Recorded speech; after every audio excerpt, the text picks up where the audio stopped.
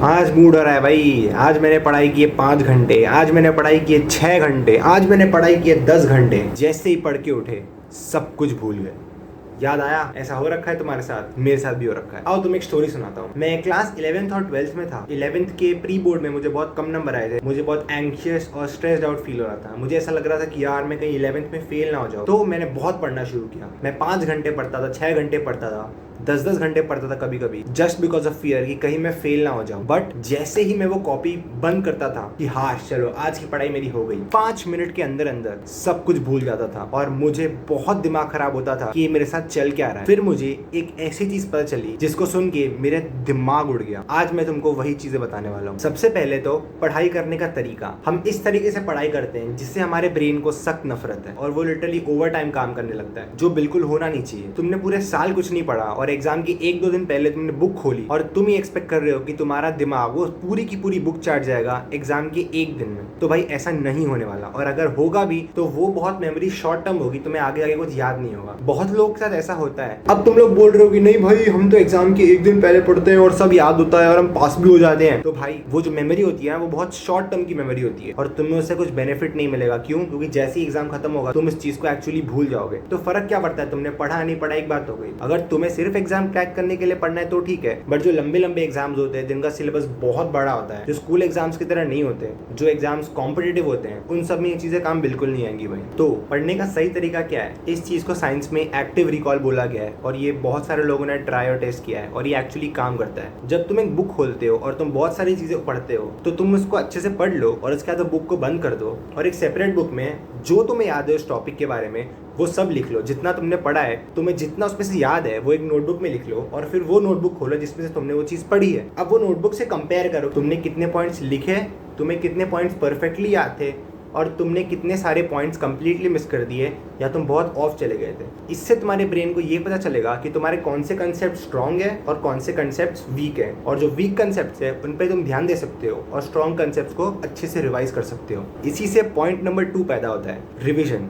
मेरी बात सुनो भाई, एक चीज को एक बार पढ़ के याद नहीं होने वाला। हमारे ब्रेन को ट्रेनिंग की जरूरत है। अगर तुम एक चीज को बार बार पढ़ोगे तो ही तुम्हें याद होगी, वो चीज एक बार में याद बिल्कुल नहीं होगी। समझो कि तुमने एक बार बैटिंग की और फिर 10 साल बाद तुम वापस बैटिंग कर रहे हो और उसके बीच में तुमने कई बैटिंग नहीं की है। पूरे 10 साल में तुमने कई बैटिंग नहीं की है। क्या तुम बैटिंग कर पाओगे? नहीं कर पाओगे भाई, क्योंकि 10 साल से तुम्हारी वो आदत छूटी हुई है। इसके लिए ट्रिक यूज करते हैं जिसको बोलते हैं स्पेस्ड रेपिटेशन। पहले तुमने कोई चीज पढ़ी, उसको 1 दिन बाद रिवाइज करो, फिर 3 दिन बाद, फिर 5 दिन बाद, फिर 7 दिन बाद, और उसका ड्यूरेशन धीरे धीरे करके बढ़ाते रहो। थोड़ा थोड़ा लॉन्गर करते रहो हर इंटरवल को, जिससे तुम्हारे ब्रेन को परफेक्टली वो चीज याद हो जाए। Third, the brain overload. अगर तुम नॉर्मली दिन में सिर्फ आधा घंटा, 1 घंटा या 1.5 घंटा मैक्स पढ़ सकते हो और तुमने एग्जाम के पहले 5, 6, 7, 8 घंटे पढ़ लिए, तो भाई वो 1-1.5 घंटा जो तुमने पढ़ा है उसके बाद का तुमने जो भी पढ़ा है वो तुम्हें याद नहीं रहने वाला। इनफैक्ट अगर तुम इतना ज्यादा पढ़ोगे ना तो वो जो 1 घंटे जो तुमने पढ़ा है उसमें से भी कुछ याद नहीं रहेगा तुमको, क्योंकि तुम्हारे ब्रेन को उसकी आदत ही नहीं है। एक एग्जाम्पल लेते हैं। एक मशीन है, वो एक्स अमाउंट ऑफ सब्सटेंसेस को मैन्युफैक्चर कर सकती है। मैंने उसको बोला है कि इसी टाइम पे suddenly out of nowhere x नहीं, मुझे 10x चीजें मैन्युफैक्चर करनी है और वो भी एक टाइम क्रंच में। क्या वो मशीन काम करेगी? नहीं। या तो वो मशीन बहुत चीप क्वालिटी का प्रोडक्ट देगी या तो वो मशीन खराब हो जाएगी।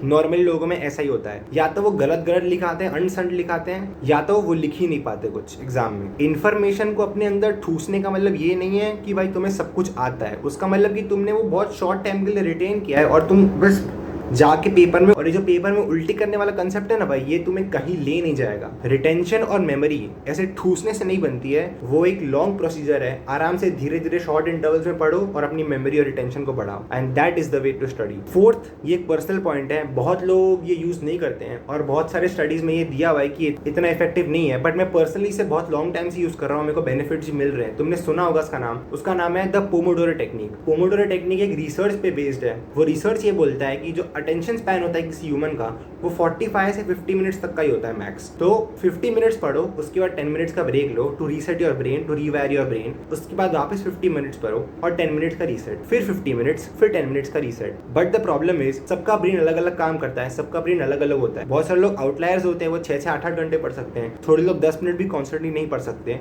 तो ये फ्लॉ है पोमोडोरो टेक्निक में। इसका तुम एक रिवाइज वर्जन यूज कर सकते हो जिसको बोलते हैं द फ्लो टाइम टेक्निक। जैसे ही तुम्हारा ब्रेन एग्जॉस्ट हुआ वैसे ही 2 मिनट का ब्रेक, फिर तुम्हारा ब्रेन एग्जॉस्ट हुआ फिर 1 मिनट का ब्रेक, फिर तुम्हारा ब्रेन अगर एग्जॉस्ट हुआ तीसरी बार तो एक 10 मिनट का ब्रेक लो ताकि तुम्हारा ब्रेन पूरा रिवायर हो सके और फुल्ली फंक्शनल हो सके। तो तुम जितना पढ़ सकते हो उतना पढ़ो, फिर एक छोटा ब्रेक, वापस एक छोटा ब्रेक, वापस पढ़ो और फिर एक लंबा ब्रेक, 2 शॉर्ट ब्रेक्स और एक लॉन्ग ब्रेक। ये होता है पोमोडोरो टेक्निक और इसका रिवाइज वर्जन को शायद फ्लो टाइम टेक्निक बोलते हैं। अगर ये चारों पॉइंट्स को या फिर स्पेशली जो ऊपर के 3 पॉइंट्स को भी अगर तुम याद कर लोगे ना तो बहुत हो जाएगा, तुम्हें बहुत सिग्निफिकेंट इम्प्रोवाइजेशंस देखने को मिलेंगे। अब 1 हफ्ते 2 हफ्ते में तो कुछ नहीं होगा, अगर तुम इसको 1 महीना या 2 महीने तक भी ट्राई करोगे ना तो तुम्हें एक्चुअली रिजल्ट्स दिखेंगे। इसी के साथ इस वीडियो को यही एंड करते हैं गाइस। अगर ये वीडियो अच्छी लगी तो लाइक शेयर और सब्सक्राइब कर देना नीचे और टेल मी कौन सी वीडियोस बनानी है अगली मुझे। Okay, bye bye.